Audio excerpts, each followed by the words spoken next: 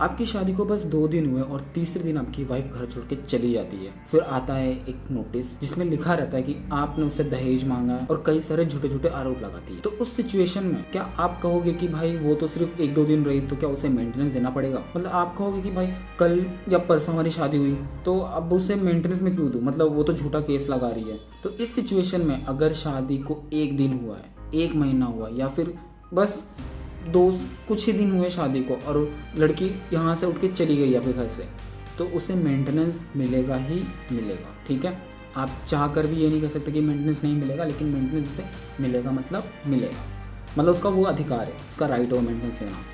दूसरी चीज़, मेंटेनेंस कब नहीं देना पड़ेगा? अगर सपोज जैसे कि कल परसों शादी हुई है, ठीक है, और वो उठ के चली गई है, झूठा केस लगा दिया उसने आपके ऊपर, उस सिचुएशन में अगर आप ये प्रूव कर पाते हो कि उसने जो चीज़ कही है, जो चीज़ वो कह रही है, मतलब उसे ना मारा पीटा गया है, ना दहेज मांगा गया है, या what ever she is framing on you, वो सब फेक है, तो उस सिचुएशन में आपको मेंटेनेंस से राहत मिल सकती है। लेकिन ये मेंटेनेंस कब तक मिलता है?